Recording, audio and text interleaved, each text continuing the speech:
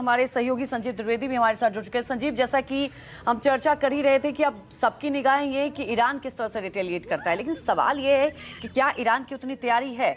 अब या तो अमेरिका की शर्त माने या तो खामनेई को अब कह सकते हैं आपकी नतमस्तक होना पड़ेगा। क्या रास्ता दिखाई दे रहा है? देखिए, अगर आप इस तरह के जो स्ट्राइक्स हुए हैं इसका जवाब देते हैं तो पहले तो ये समझ लीजिए कि ये स्ट्राइक जो है ये प्रीएम्प्टिव स्ट्राइक है। ये स्ट्राइक कोई ऐसा स्ट्राइक नहीं है जिसमें कि उन्होंने अपनी पूरी ताकत दिखा दी है। उन्होंने एक जताने की कोशिश की है कि जो हम बातें कह रहे हैं आप उसको मान लीजिए, और हमें पता है कि हमारी इस स्ट्राइक के बाद आप जवाब देंगे, लेकिन अगर आप जवाब देते हैं तो आप इस युद्ध को बड़ा करेंगे और हमें लाइसेंस मिलेगा फिर आपके खिलाफ फुल स्केल आने का।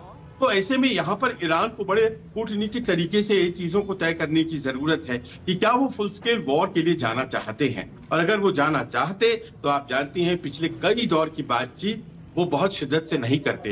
हर बातचीत के बाद ईरान के विदेश मंत्री अब्बास अराक्ची वो ये कहते नजर आते थे कि हम शांति के बहुत करीब पहुंच गए हैं, जबकि कल तक राष्ट्रपति ट्रंप का यही बयान था कि मैं खुश नहीं हूं जो बातचीत चल रही है उससे।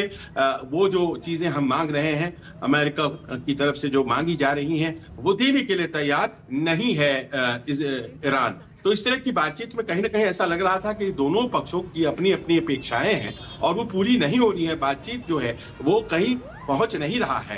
अब स्पष्ट हो गया है कि बातचीत के जरिए अमेरिका समय खरीद रहा था, उसे टाइम चाहिए था, और ये जो टाइम बाइंग टैक्टिक थी इसका इस्तेमाल उसने पूरे मिडिल ईस्ट में ईरान की घेरेबंदी को करने में सफलता हासिल की है, इजराइल को सुरक्षित करने में और अपने बेसिस को महफूज करने में उसने ये पूरा वक्त लगाया है, और फिर अब उसने ये प्रीएम्प्टिव स्ट्राइक किया है।